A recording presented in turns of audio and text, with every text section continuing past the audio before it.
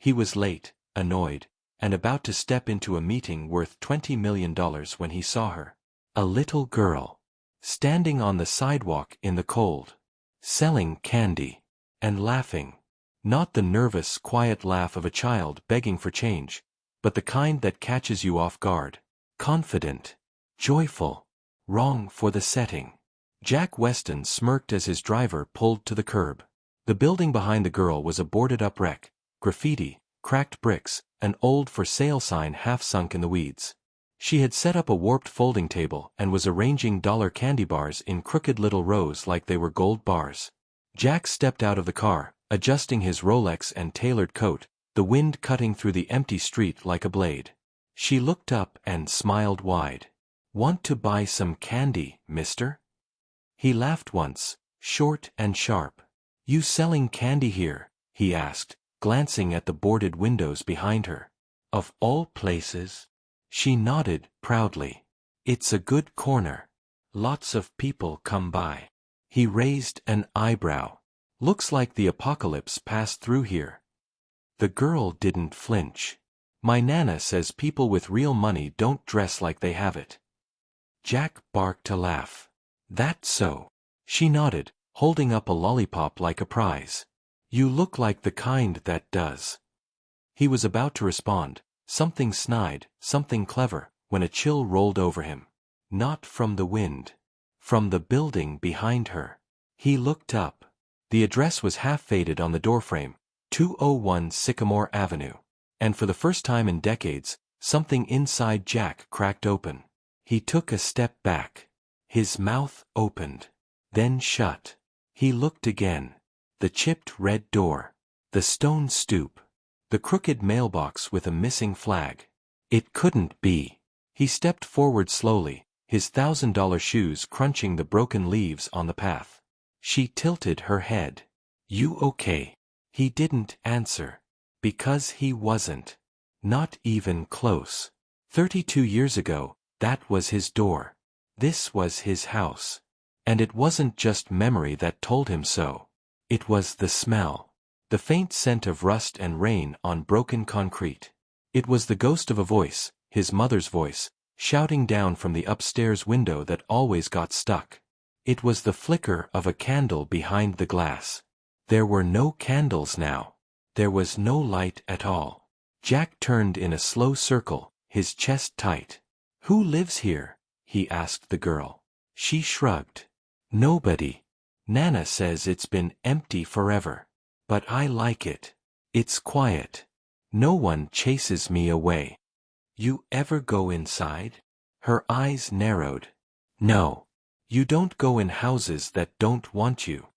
He gave a dry chuckle. "Houses don't care what you want."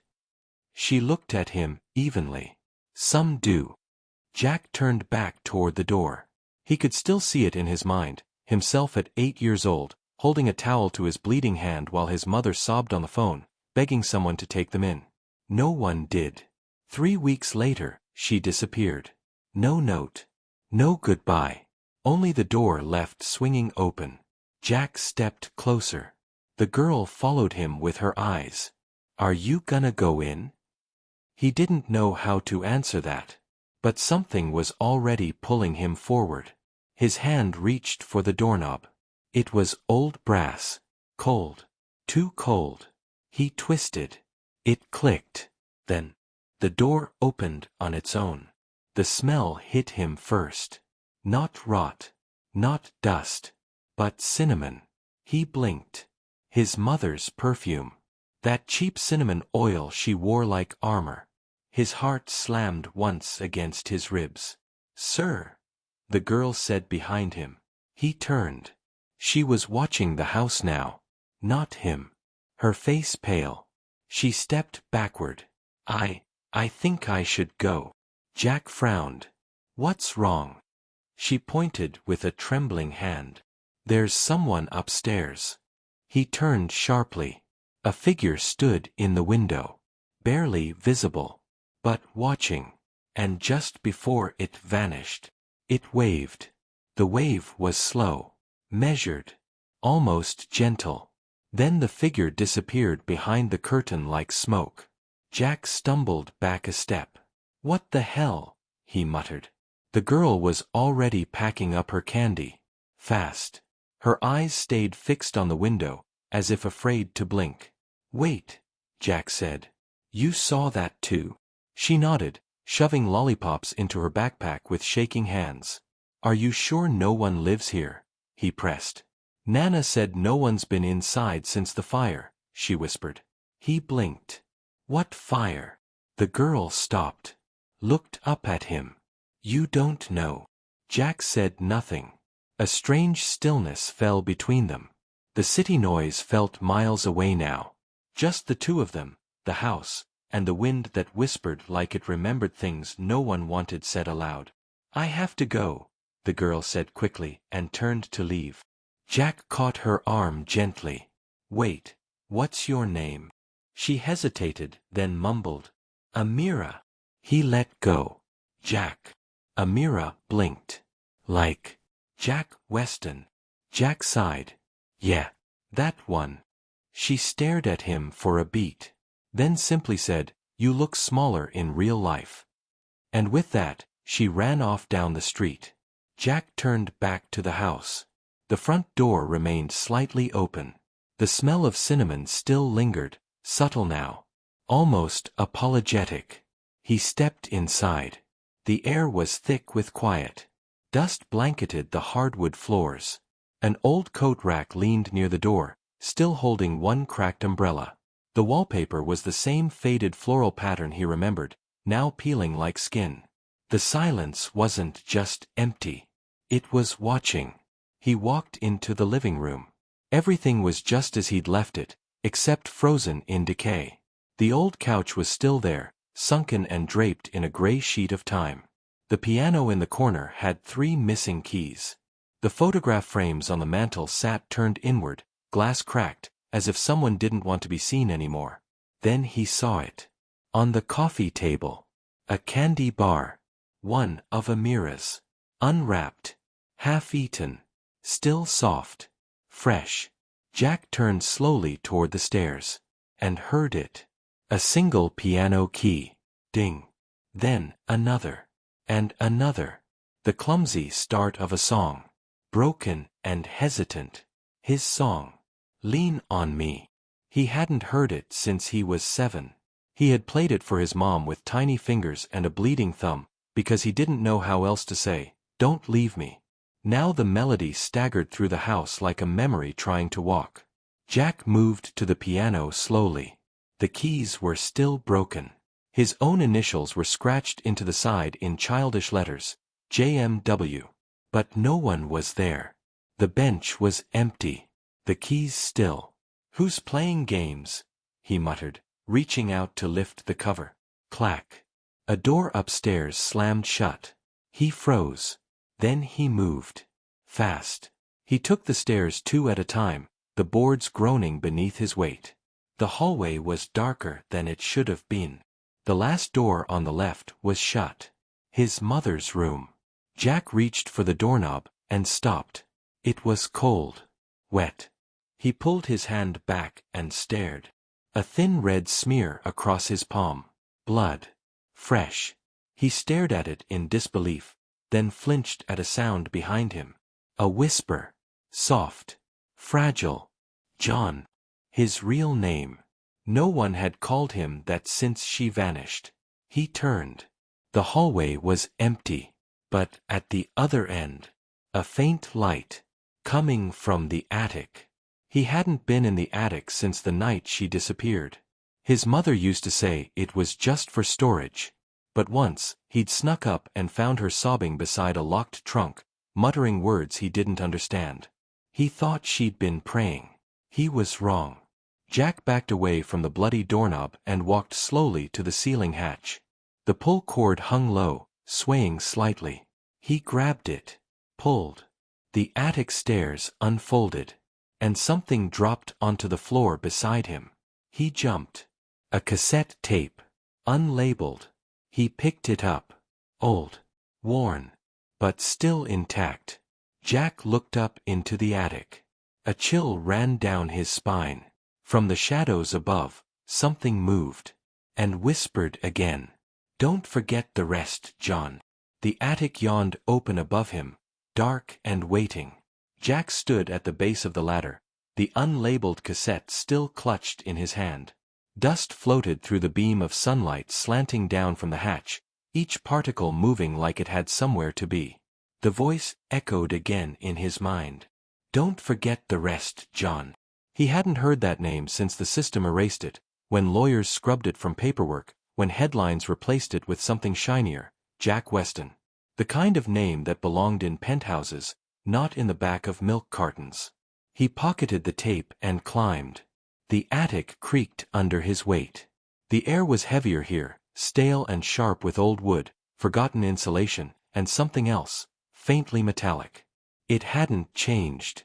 The narrow rafters. The slanted ceiling. The one broken window that never fully latched. He moved slowly, crouched beneath the low beams, eyes scanning the space. And there it was. The trunk. Same as he remembered, rough, iron-cornered, the lock rusted but intact.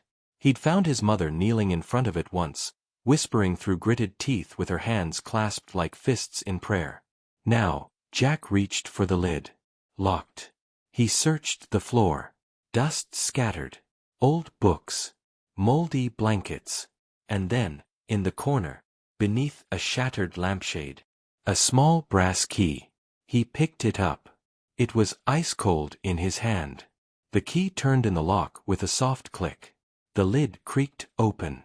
Inside, layers of fabric, yellowed and brittle. Beneath them, a stack of letters bound in twine. At the bottom, a small tape player. Jack stared. 2 tapes now. He inserted the unlabeled one. Pressed play. At first, static. Then, "John." His mother's voice. But it was trembling. Hushed. "If you ever hear this." "I failed. I tried to stop it. But it's still in the walls. In the wood. You think the house kept us safe, but it didn't. It kept it safe. From us." More static. A loud thump in the background. Then, her voice again, panicked. "They lied about the fire. There was no accident. I saw what crawled out. I saw what it became."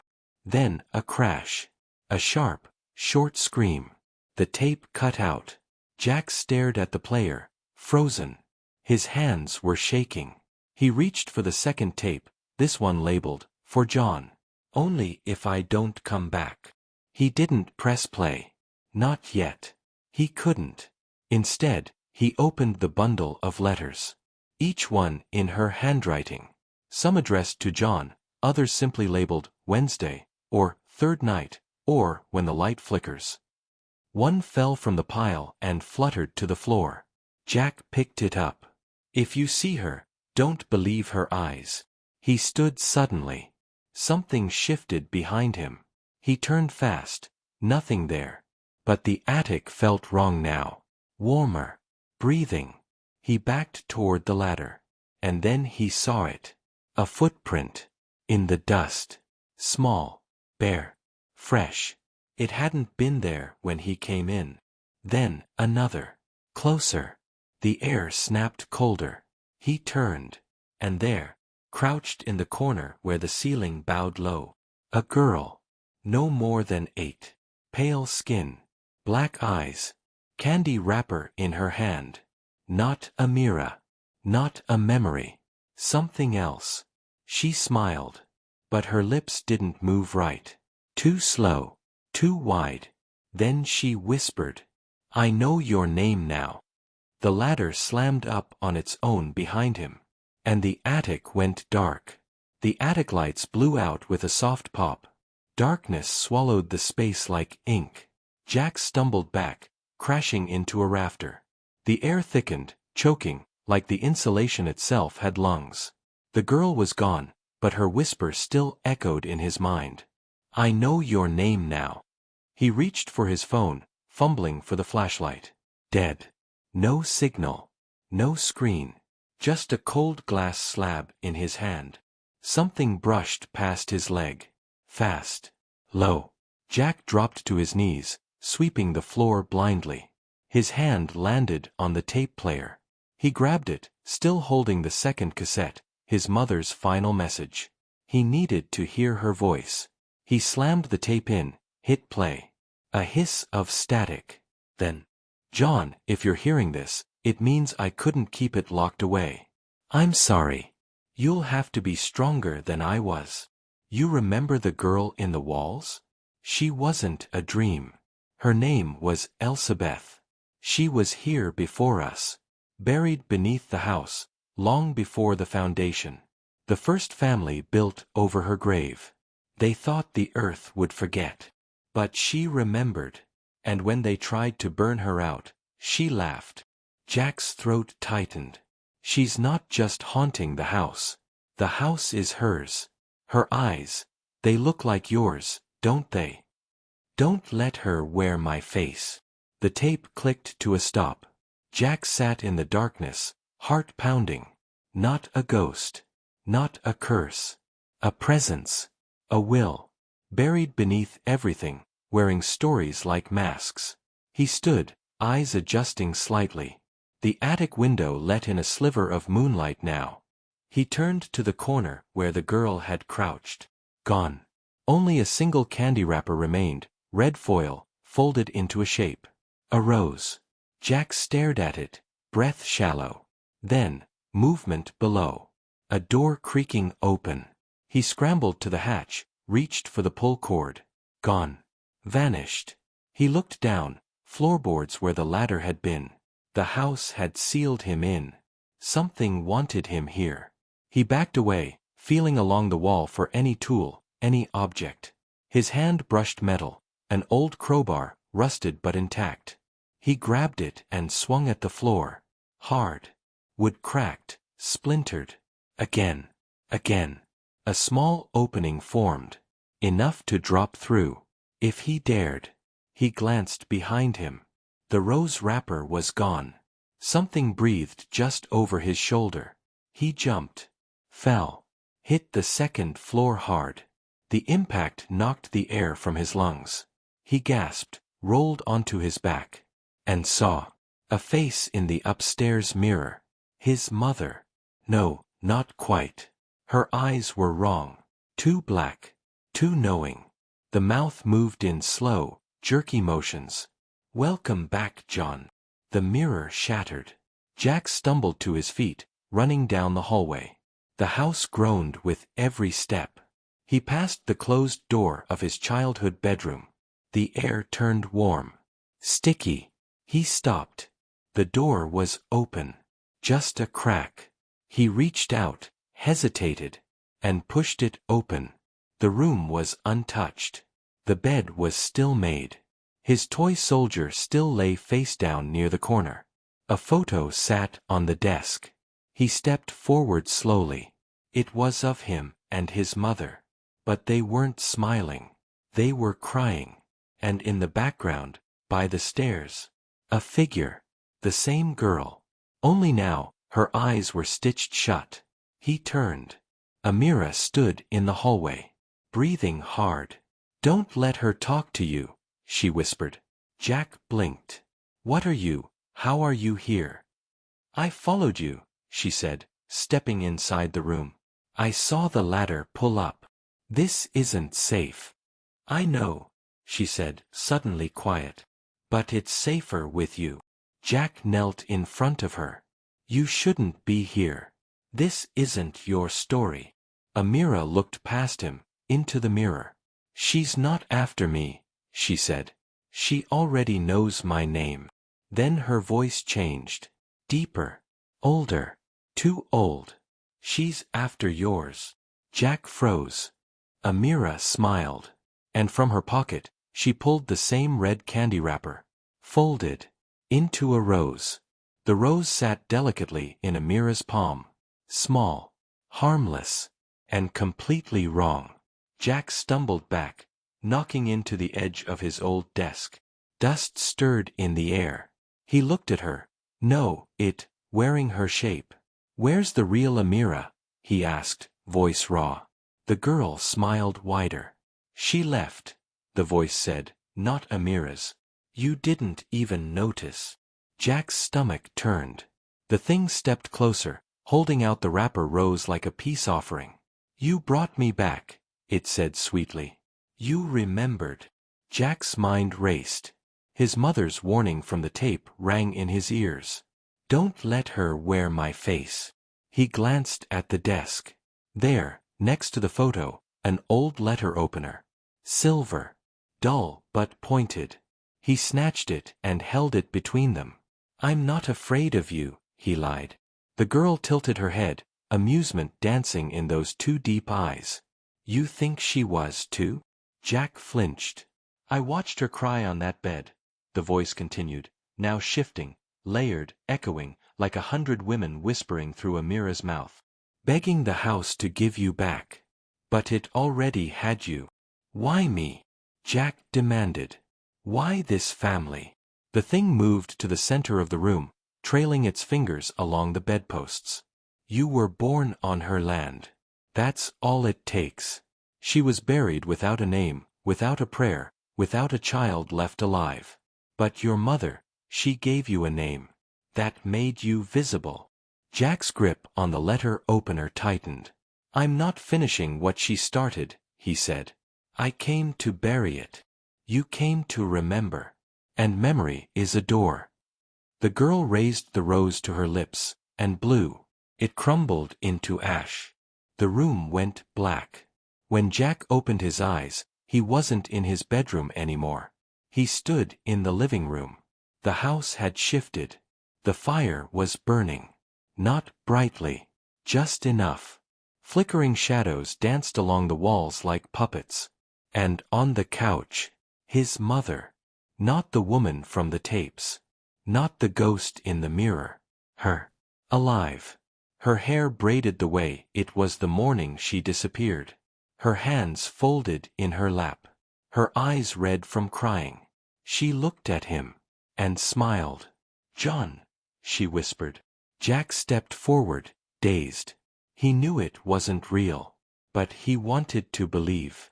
"Mom." She stood. Came to him. Wrapped her arms around his chest and pulled him in tight. He sobbed. "Let it come. Years of it. All of it. I missed you," he whispered. "I never left," she said into his ear. Then, her grip tightened.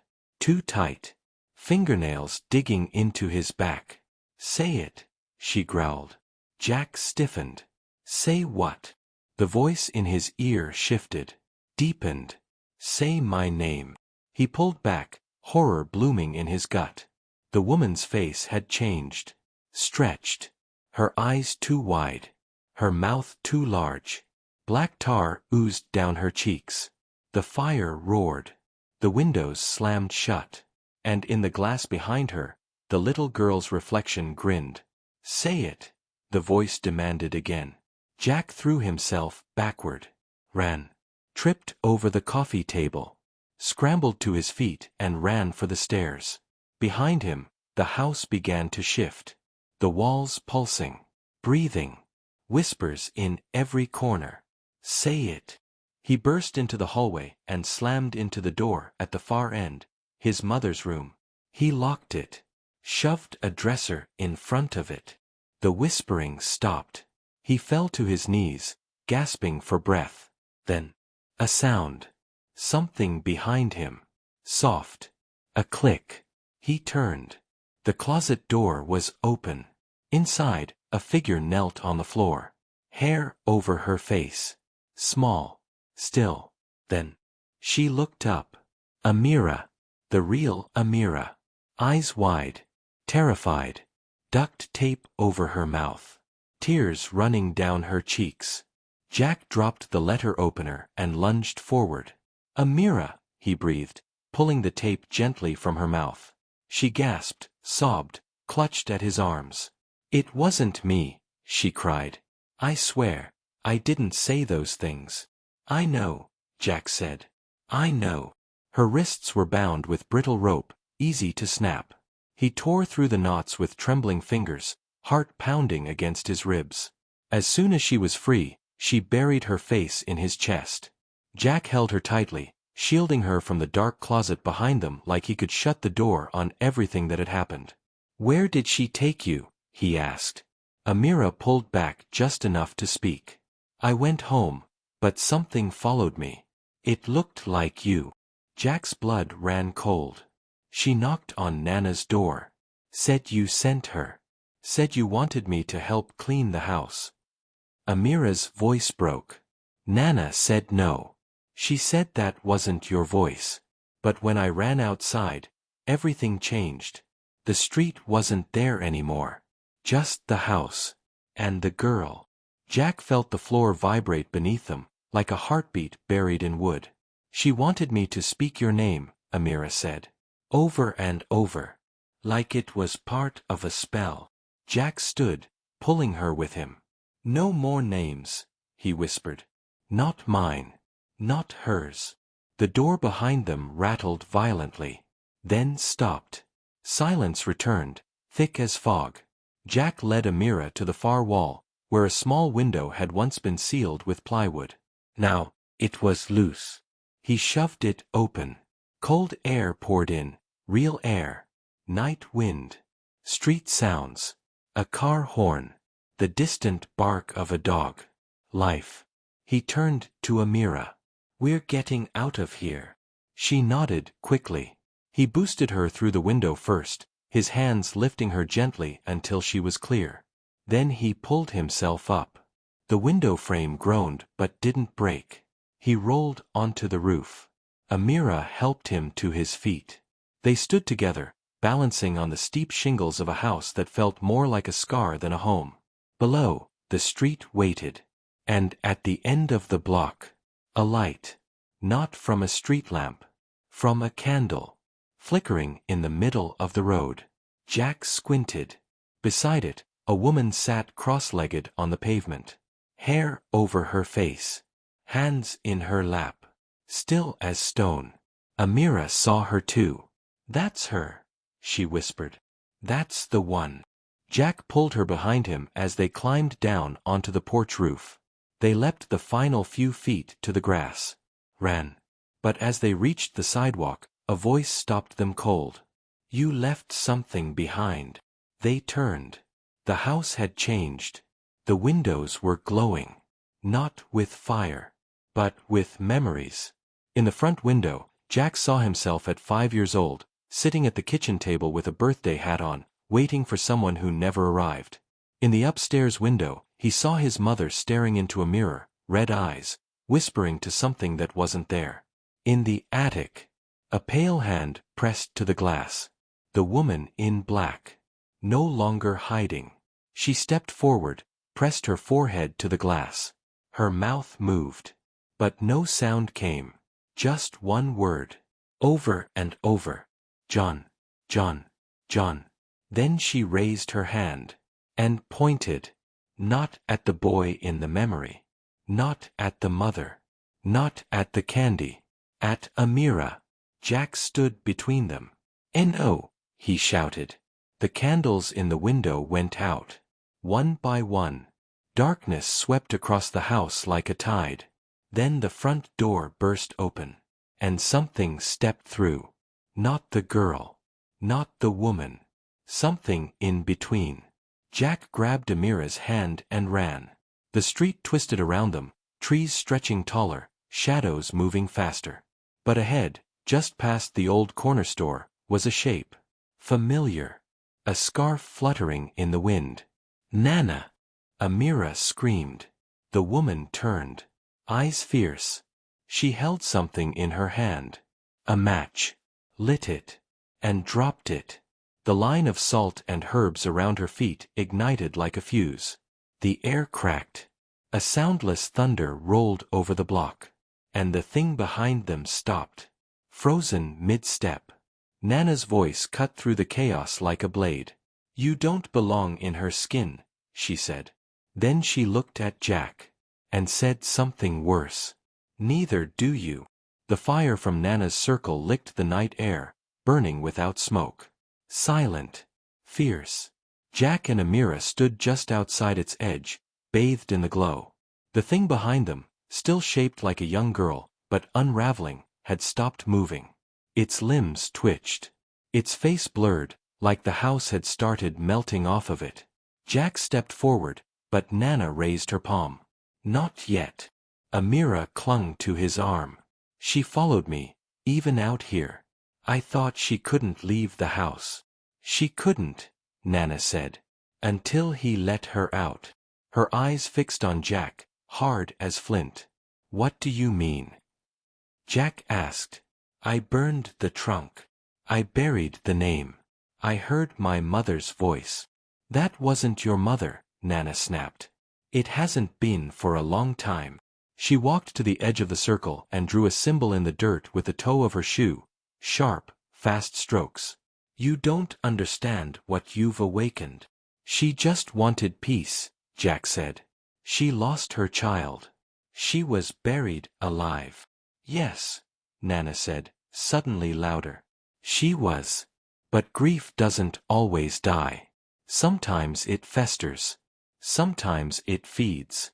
She gestured behind her, where the creature still stood, twitching slowly like it was waking up again.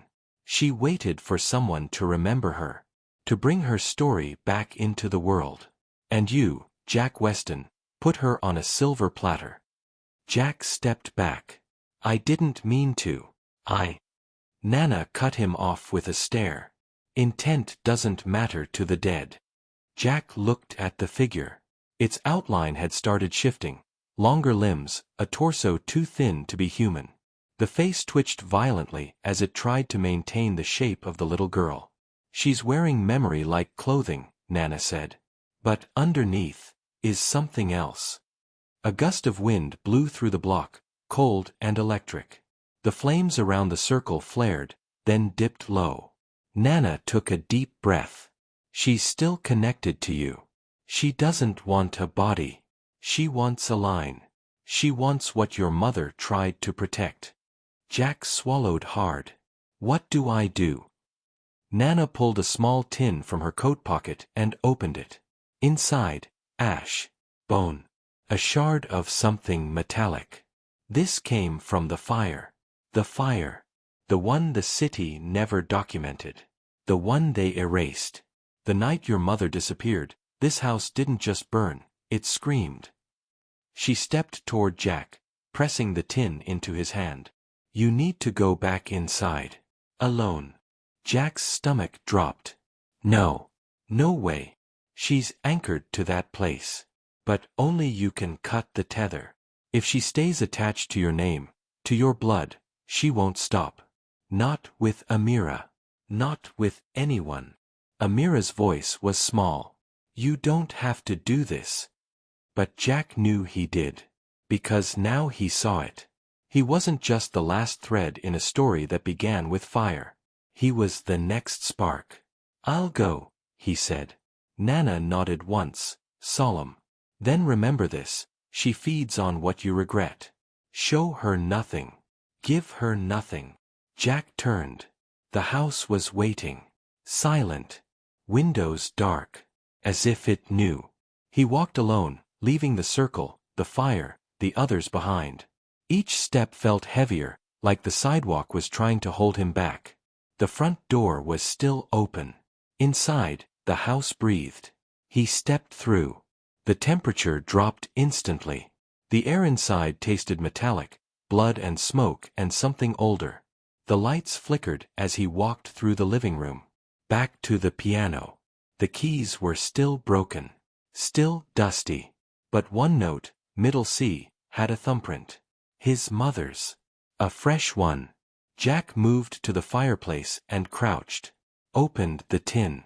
Inside, the shard of metal gleamed. It wasn't just a piece of pipe. It was the old iron nail they used to keep the attic door shut. Before everything went wrong. He placed it in the center of the hearth, then sprinkled the ashes and bone dust around it in a ring. The house groaned. The walls trembled. A voice rose up behind him. Why'd you leave me, John? He turned. She was there. Wearing his mother's face. Crying.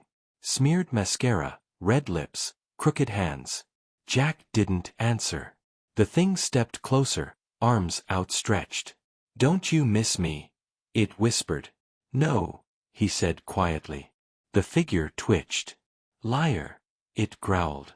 Jack lit the match, dropped it into the circle. The ring of bone ignited. The iron nail turned red-hot. The house screamed. Every window blew inward. The thing howled, its form unraveling, stretching, tearing. And just before it vanished into smoke and flame, it hissed one final word. "Not over." Then silence. Real silence.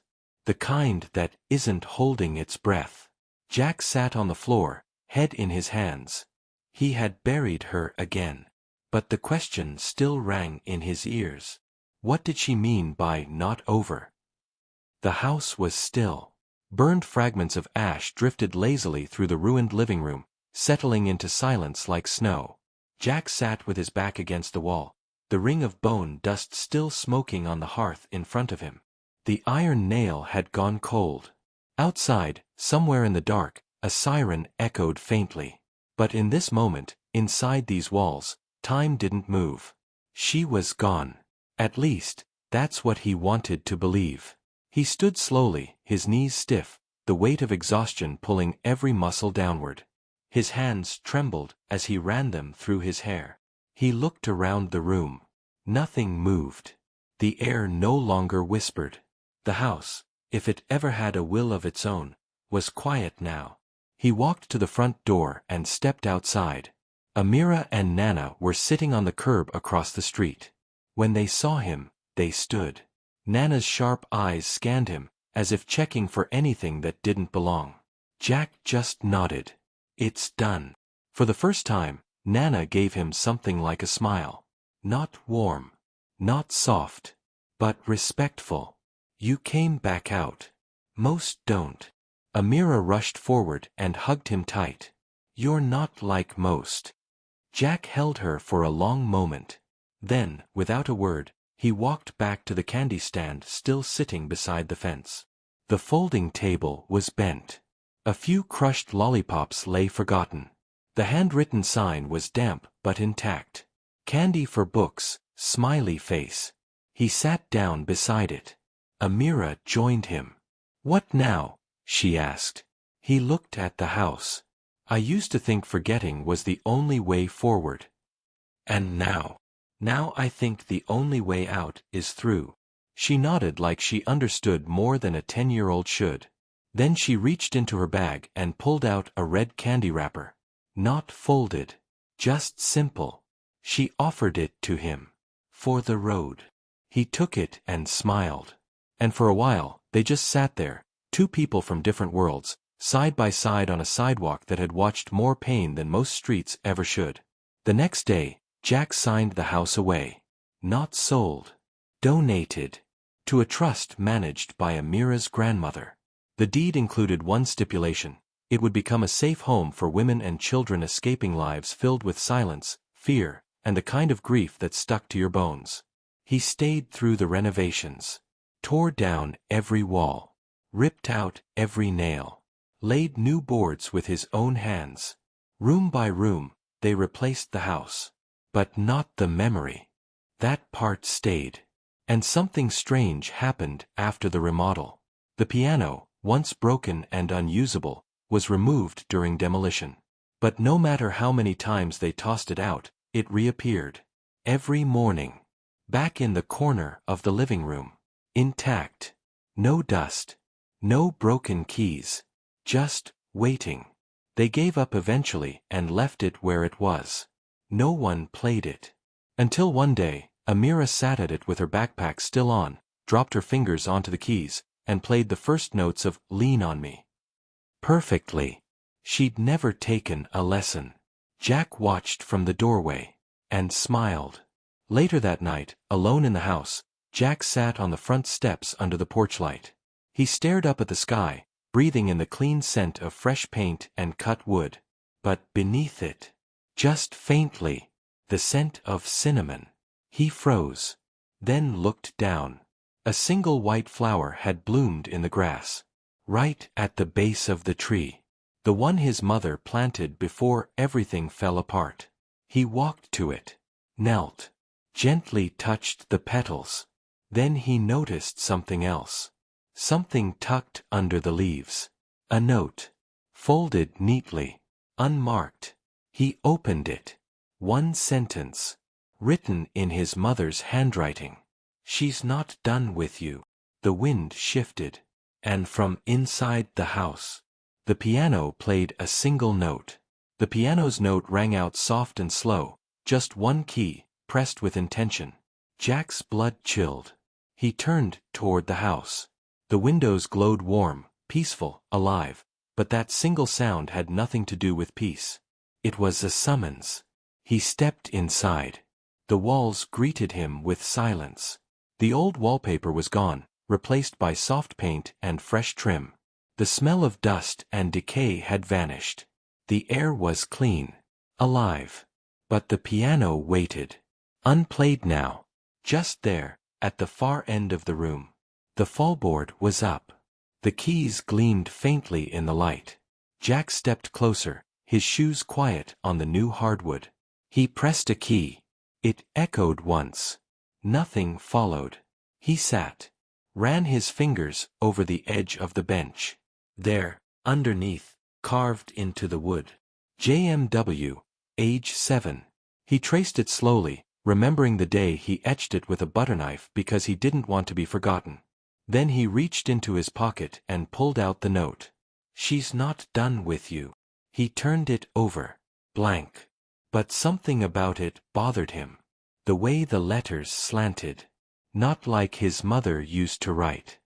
He fetched the original letters from upstairs, the ones recovered from the attic, and laid them beside the note. Same hand. But the slant was mirrored. He held the new note up to the light. Then turned it over. Not blank. Faint letters bled through from the back. He held it against the mirror by the stairs. The message revealed itself. "She needs a name." Jack's mouth went dry. All this time, she'd been wearing others, his mother, the little girl, even Amira, but never claiming her own. Because she didn't have one. She'd been buried in silence. Forgotten. And now, she wanted identity. Legacy. The hairs on Jack's arms rose. A realization clicked into place. It hadn't ended because she was exorcised. It paused because she was waiting to be born again. Through someone else. Through a name. He ran upstairs. Amira's backpack was lying by the guest room bed. He dug through it. Pulled out the drawing pad she always carried. Flipped to the last page. Stopped. There, sketched in red crayon, was a woman with black eyes and no mouth. Beneath it, written in a child's hand. "She told me her name is Elsabeth." Jack's stomach turned. He grabbed the pad and ran downstairs. Nana was in the kitchen, cutting vegetables like it was any other night. He slammed the drawing pad onto the table. She gave Amira a name. Nana's knife froze mid-slice. Her face didn't change, but her hand began to tremble. "I told you it wasn't over," she said quietly. Jack sat down across from her. "I thought it was just about my family. My blood. But she wants more. She wants form. She's not hiding anymore. She's growing." Nana nodded slowly. "She's been waiting a long time. And names? Names give power. But they also give limits. That's why she's never said it before. She wanted someone else to say it for her." Jack's breath caught. "Amira. She made a deal," Jack whispered. "With a child." "She doesn't see age," Nana replied. "She sees vulnerability." Jack stood abruptly. "We have to protect her." "Too late for that." Jack turned. Amira was in the doorway. Eyes wide. But not afraid. She held her drawing pad against her chest. "She wants to come back," Amira said softly. "She said I could help her start over. She said she could be good this time." "No," Jack said instantly, rushing toward her. "That's not her voice. That's how she gets in." "But she's me," Amira said, stepping back. I saw her. She's inside the piano. That's where she lives now. Jack froze. What do you mean, inside? I saw her reflection. When I played. Jack's voice dropped. Amira. Did you speak her name out loud? Amira hesitated, then nodded. Just once. Behind them, the piano let out a low, vibrating hum. Jack ran to it. Lifted the cover. The keys began to move, on their own. Playing a slow, sorrowful lullaby. One he hadn't heard since the night his mother vanished. He stepped back. Get Amira out of here, he said to Nana. But Amira wasn't scared. She walked toward the piano. Sat down. Her hands hovered over the keys. Then she spoke. Clear. Calm. Her name is Elizabeth Crow. The house breathed in. Every light went out. The ground beneath them shifted. And from the piano, a whisper echoed. Not in the air. In their minds. Thank you for remembering me. The whisper rang through the house like a thread pulling tight. Thank you for remembering me. And then, the silence broke. Not with noise. With presence. The piano began to play itself, keys moving like muscle memory. A soft, deliberate lullaby, one that had never been written down, only passed through humming lips and whispered promises. Amira sat motionless. Jack reached for her. The second his fingers touched her shoulder, everything changed. The room dissolved. Gone were the walls, the piano, the floor. They were standing in snow. A wide, open forest. Black trees. White ground. Gray sky. And in the center of it all, a woman in a black veil stood with her back to them. Still. Waiting. Elizabeth Crow.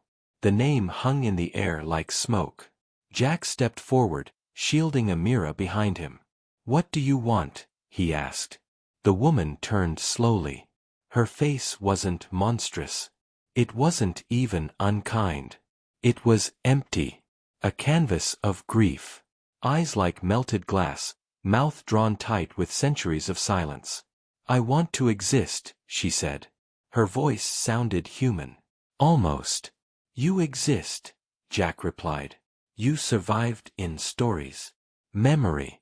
The land. What more do you want? She stepped toward him. I want truth. I want to be more than a warning. More than a shadow. I want a name that isn't a whisper. Jack shook his head. A name isn't freedom. No, she agreed. But it's a beginning. Jack clenched his fists. Not through her. Elizabeth's gaze shifted to Amira. She gave me what no one else did. Jack turned. Amira, don't listen to her. She's. I know what she is, Amira said. Her voice didn't shake. Jack stared. She showed me what they did to her, Amira whispered. They buried her like a curse. She died alone. She was forgotten. Jack stepped between them. You can't fix that by becoming the thing they feared. Elizabeth tilted her head. I don't want revenge, she said. I want a place. Jack looked around the forest. This isn't real. Elizabeth smiled faintly. Not yet. The snow began to fall. Slow. Gentle. Amira stepped forward and held out her drawing pad. On the last page, another sketch. A new one. A house. But not Jack's house. A different one. Small. Warm. Safe. In the window, 3 figures. A woman. A child. And something shadowed behind them. Fading. Elizabeth took the sketch. Her fingers brushed the crayon lines. Then she whispered. Will you remember me gently? Jack swallowed hard. Yes. The woman stepped back. And as the snow grew heavier, she faded into it. Petal by petal. Until she was gone. The forest dissolved. The light returned. They were back in the house. The piano was still. Amira blinked. Looked at Jack. She's not gone, she said. But she's quiet now. Nana stepped into the room. That's all she ever wanted. Jack sat beside the piano, exhausted. His hand brushed the keys. One played back. Not a song. A sigh. Like an old house, exhaling after years of holding its breath. Weeks later, the house reopened, not as a haunted ruin, not as a millionaire's monument, but as a quiet shelter. The new name on the front plaque read, "The Elsabeth Crow Home for Women and Children." Inside, there were no rituals. No whispers. Just stories. Drawings. Letters. Music. And memory. Jack never left. Not really. He didn't need boardrooms or skyscrapers anymore. He had a desk in the corner of the piano room, and every afternoon, he made tea and sat with the children while they drew. One day, Amira brought him a folded note. "No name," she said. "But I think it's for you." Jack opened it. Inside, written in pencil, "Some ghosts are just girls who needed to be heard." He smiled. And in the hallway, a breeze passed by. The scent of cinnamon lingered just long enough to say, "She was never here to haunt. She was here to be remembered."